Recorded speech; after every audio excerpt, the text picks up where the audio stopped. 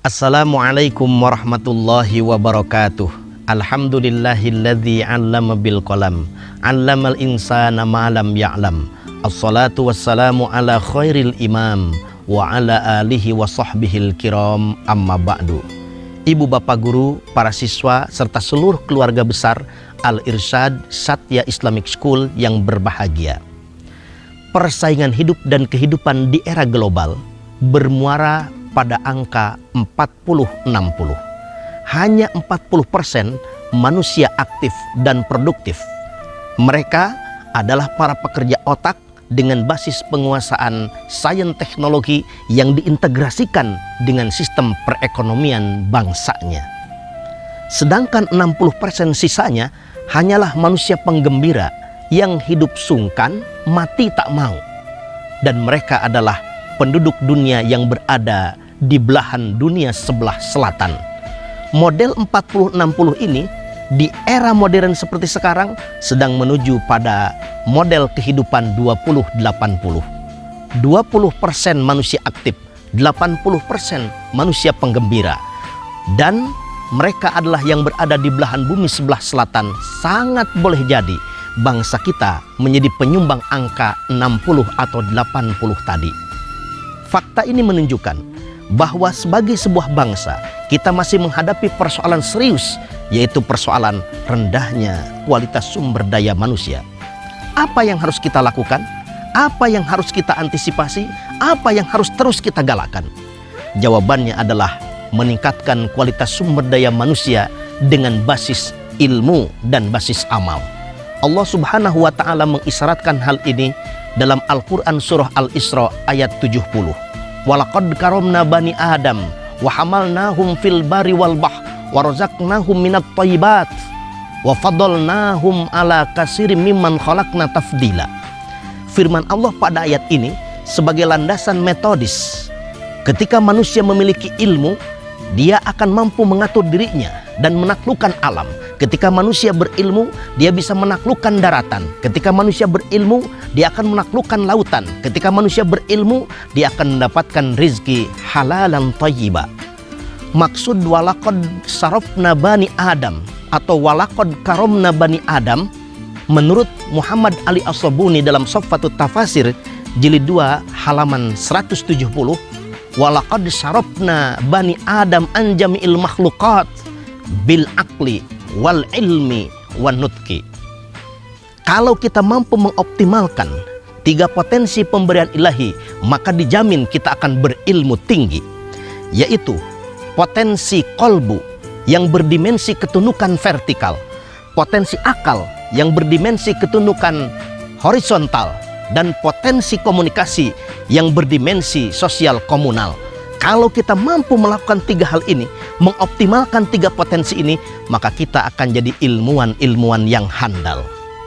Ibu bapak, serta para siswa yang dirahmati Allah Subhanahu wa ta'ala, pantas dengan bahasa yang indah, baginda Rasulullah Muhammad SAW menggambarkan perbedaan antara orang berilmu dengan orang tidak berilmu. Fadlul alimi alal abid kafadlil qamar lailatal badri ala sairil kawakib.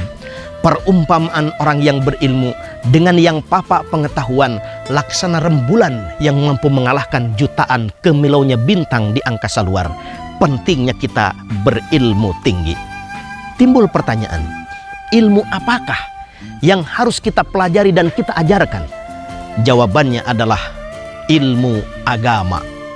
Allah Subhanahu wa ta'ala dalam Al-Quran surah At-Taubah ayat 122 berfirman, wa makanal mu'minuna liyanfiru kafah falawla nafaru min kulli firqatin minhum ta'ifatun liyatafaqahu fid din wal yunziru qaumahum idza raja'u ilaihim la'allahum yahdarun.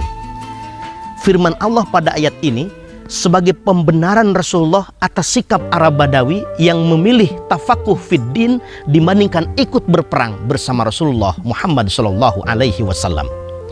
Sedangkan yang dimaksud tafakuh fiddin menurut tafsir Al-Quranul Azim, Imam Ibnu Katsir memberikan penjelasan tafakuh fiddin adalah liya'lama ma anzalallah ala nabiyihim mempelajari segala apapun yang Allah turunkan kepada para nabinya.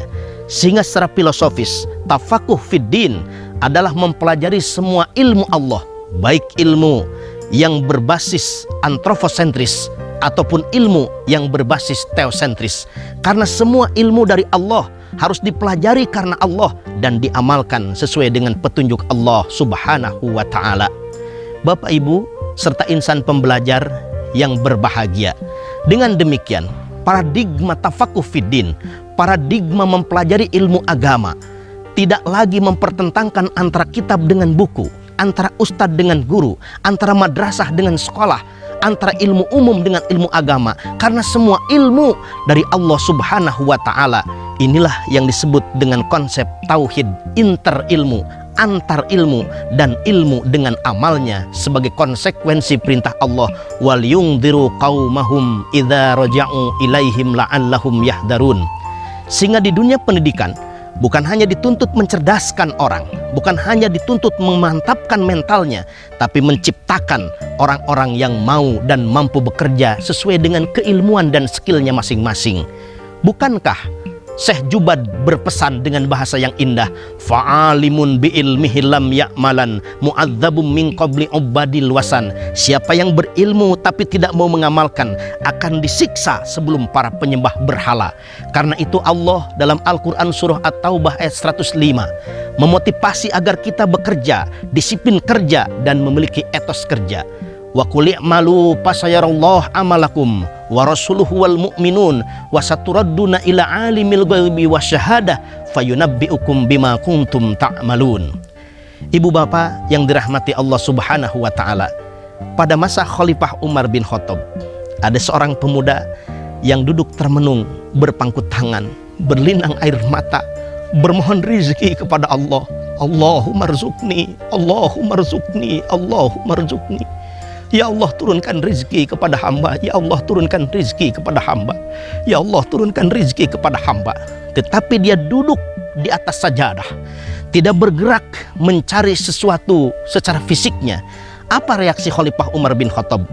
Dihampirilah pemuda ini, seraya dibentaknya, ya syabab, layak udan ahadukum am talabi rizq wa huwa yaqul Allahumma rzuqni wa qad alama ana sama ala tamtur dhahaba wal fiddah.